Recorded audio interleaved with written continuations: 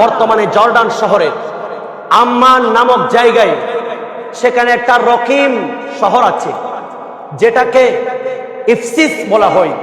এই জায়গার মধ্যে 7 জন আল্লাহর ওলি, যাদেরকে আসহাবে কাহাফ বলা হয়। কয়জন? একটু নামগুলা শিখেন, বলেন। এই নামগুলা যারা লিখে ঘরের দেওয়ালে আটকিয়ে দিবেন, সেই ঘরের মধ্যে চুরি ডাকাতি হবে না, আগুন লাগবে না। এই আসহাবে কাহাফের 7 জনের নাম লিখে যদি আপনি জ্বলন্ত আগুনে নিক্ষেপ করেন, আপনার হাত যদি পবিত্র থাকে, আল্লাহর ইজ্জতের কসম, ওই নামের বরকতে আগুন নিভে যাবে। আপনি যেই সন্তানের গলার মধ্যে এগুলা লিখে দিবেন, যেই ঘরের মধ্যে এগুলা লিখা থাকবে, সেগুলা যাবতীয় বালা মুসিবত থেকে মুক্তি পাবেন।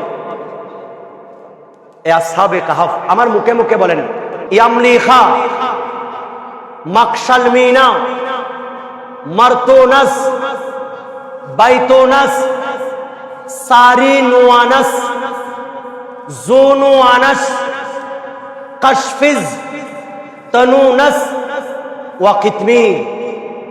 এই 7 জন। কিতমির হচ্ছে একটা কুকুরের নাম, বাকি ওই 6 জন। এই 6 জন আসহাবে কাহাফ, এরা তৎকালীন ইউটলিস একটা মূর্তি ছিল যেটা সূর্যের দেবতা। এরা সেই দাকিয়াইনুস, এই ব্যক্তিটা বড় জালেম একজন বাদশা ছিল। এই বাদশা মানুষকে ঈসা আলাইহিস সালাতু ওয়াস সালামের ধর্মবাদ দিয়ে মূর্তির পূজা করাতো। যারা সূর্যের দেবতার পূজা করত, তাদের নামে পশু কুরবানি করত, তারা মুক্তি পেত।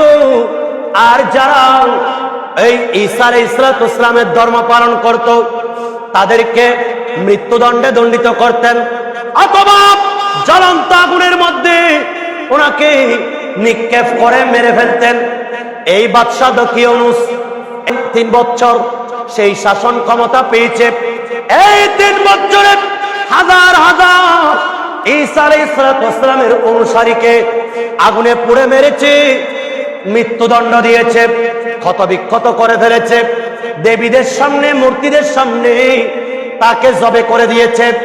এই ক্ষমতা চলতেছে। ওই 6 জন আল্লাহর ওলি, যাদের নাম আমি বললাম, এই 6 জন, এরা সবাই নিজেকে গোপনে গোপনে এরা ঈসা আলাইহিস সালামের ধর্ম পালন করতেছে, কিন্তু তাদেরকে কিছু বলেন না। কারণটা হচ্ছে, আচ্ছা অসুবিধা নেই, বুঝেন না আল্লাহ।